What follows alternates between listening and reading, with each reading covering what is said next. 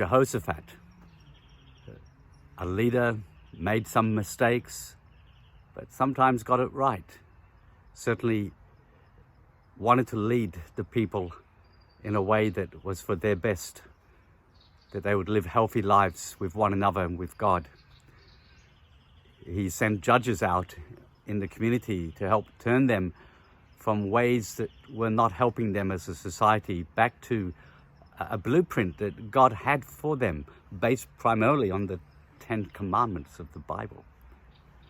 And then he as a leader had a moment of leadership when he's faced by this huge army coming against him and his people. And the scripture tells us in 2 Chronicles chapter 20, you can read it, that he was terrified. He had a great army. He had experience in the battle. He had seen victories. He'd seen some defeats. But the first thing he does is set his mind to seek God. He stewarded his leadership in that moment as he sought God. And he called his people to stand with him, the whole households, the mums, the dads, the grandparents, the children, the grandkids, and to stand and fast and to stand before God. And he prays, "Are you not the God of heaven? Did you not deliver us? Will you not bring victory?"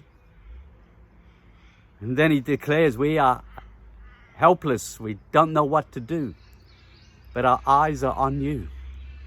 And they stand in silence before God, but focused on him.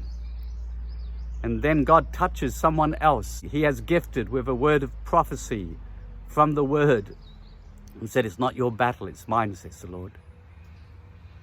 And the invitation of God is, don't be afraid, be courageous, take your position. And then the households and the army and the king, as they consulted with one another, knew that their position was to declare that God is a God of love and give him thanks. And then they saw this victory come as the army that was coming against them fought against one another and completely destroyed themselves. Victory belongs to the Lord, and then there's a great celebration of gratitude and thanksgiving. Stewardship in leadership in critical moments. First of all leadership is for the glory of God. And the glory of God is discovered when leaders and their people decide to focus on what is good for everyone, and especially the most vulnerable. The stewardship of leadership happens when a leader and his team recognize their extreme need of God's grace in a crisis, that they are helpless and are completely dependent on him, first of all in prayer, before they act to do something about the situation. And then thirdly, stewardship of leadership is about recognizing that each one has been gifted by God's grace with strengths that can be harnessed together as a team to be then God's people. And just like Jehoshaphat recognized the strength of a priest who got the word from God, the battle is not yours, it's God's. And then he submitted to that word and said to his people, "Believe God and believe your prophets." The stewardship of leadership happens when we give thanks to God and shift our attention to him, recognizing both his goodness and his power in the midst of the most critical crisis situations, that he alone can bring a breakthrough. But he calls us to step into that with him.